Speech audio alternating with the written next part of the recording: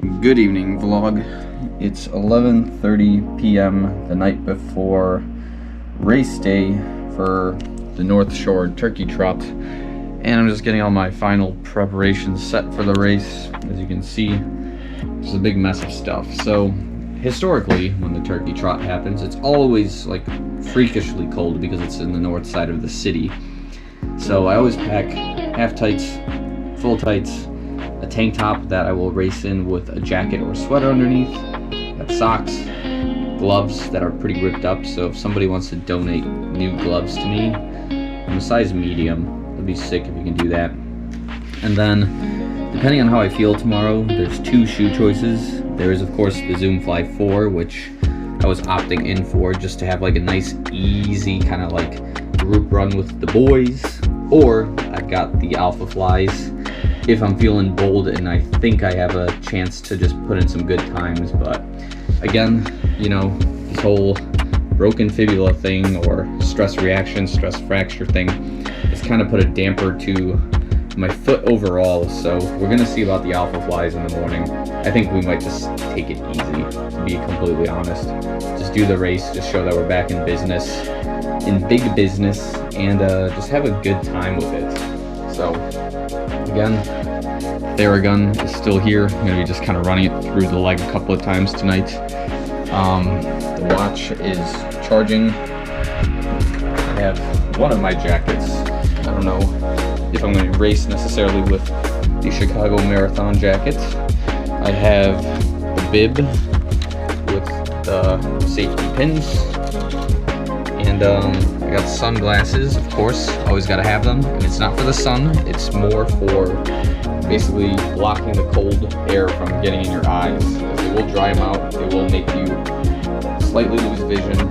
It's a real thing, it's happened to me twice in the past during races. So yeah, and then I got to pack like a change of clothes for after the race, so I'm nice and snug afterwards.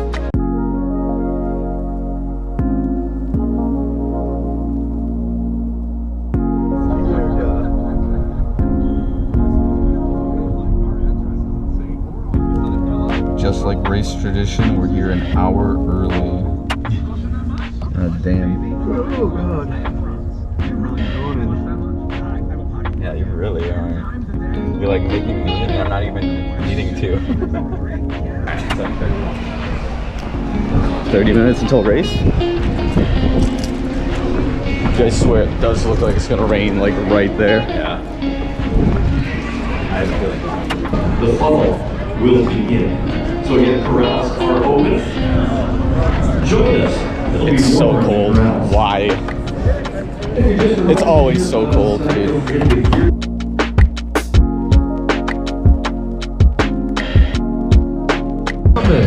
Alright, Instructor, Jose Ramirez. leg held together.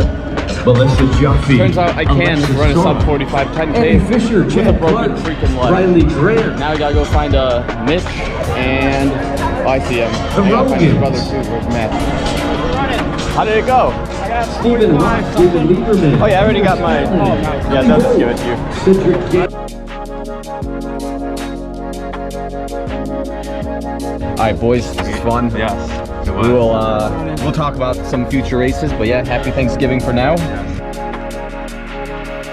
Okay, so we're officially 24 hours, maybe a little bit more, after the North Shore Turkey Trot race, and here we go. I'll just kind of get right into it with my thoughts over everything because, again, based on the conditions of having a potentially fractured fibula or some kind of stress reaction going on my leg, may have not been the greatest idea to race, but given the time that I've had to recover, so it's been about 4 to 5 weeks since my initial diagnosis that something was wrong in my leg, I figured I would give it a go because, again, I was experimenting by running in different shoes, on concrete, off the treadmill, and I wasn't experiencing any sort of pain or stress or any sort of pressure on the leg.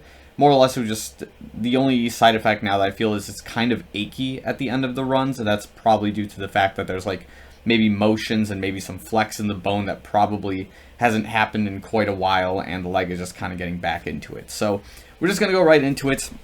Basically, I'll have the Strava up here somewhere. It's not 100% accurate in terms of the distance, but I'll just kind of break down what the actualities of things are. So obviously the time is pretty correct. I did it race the 10K in about 42.5 minutes, which was quite surprising. I did set an A goal of sub 45, so I did meet my A goal, which is, I guess, not really a high branch to reach for, but I thought to myself, okay, don't run sub 40, don't run sub 38, don't try to PR, because it's not going to happen. Just based on how I was feeling running in a pair of Alpha Flies or just anything with a carbon plate in it, it just wasn't feeling like I had the same stride length or the same kind of impact on the ground that I had before, because again, my form is just really poor right now due to the fact that I wasn't running seriously for like 2 weeks. I took like this big forced reset, more or less, and yeah, pretty much that's just kind of the thing. It's just recovering and getting back into it. And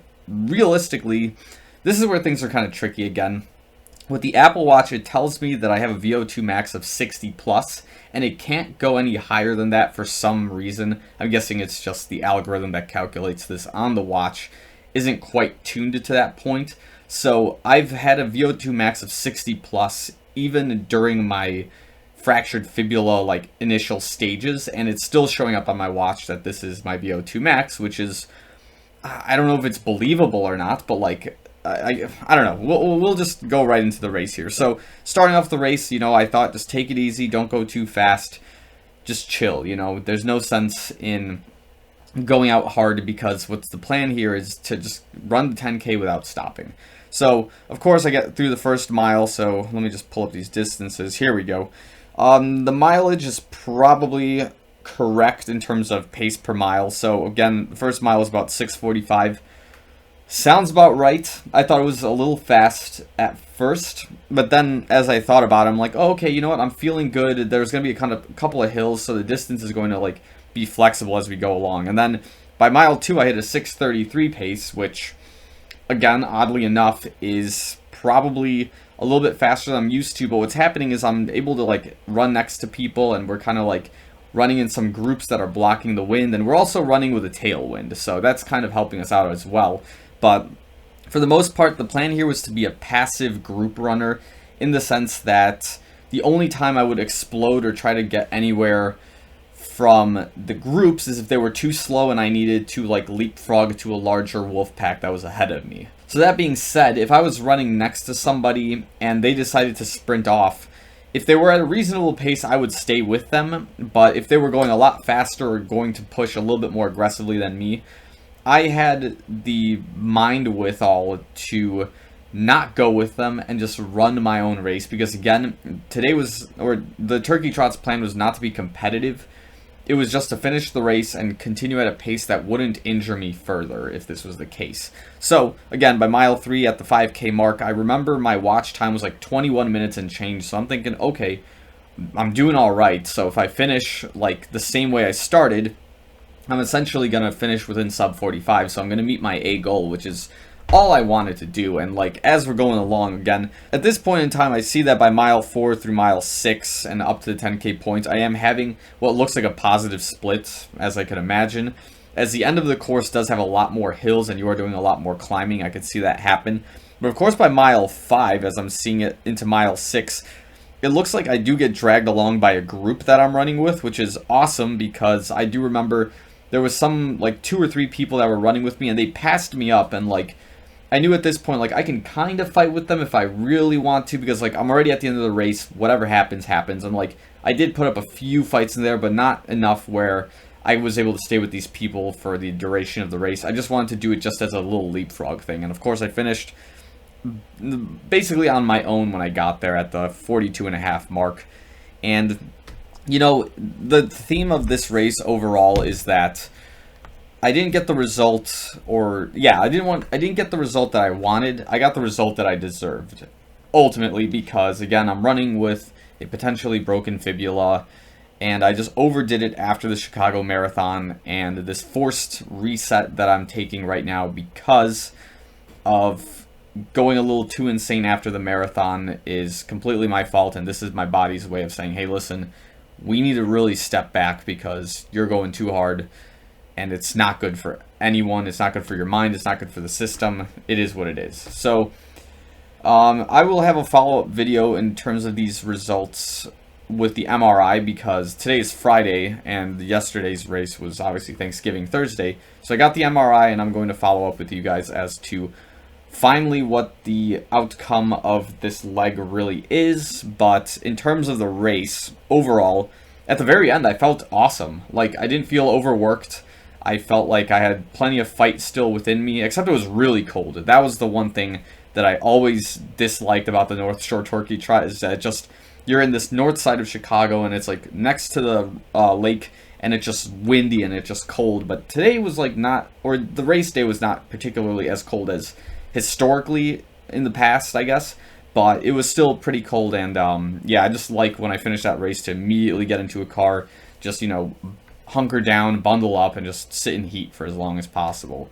But yeah, no, I got to the end of the race. My leg was a bit achy, which is okay. I would rather that it just feels kind of like sore, like it was overworked, rather than it's in pain and it's like stressed and it feels like immense pressure in the leg. So positive developments at this point in time. I can clearly run a 10K. I can race a 10K at like something that I guess resembles a easy to tempo pace. But at the end of the day, there's still a lot of time to improve before my hot chocolate race in Houston, Texas in January.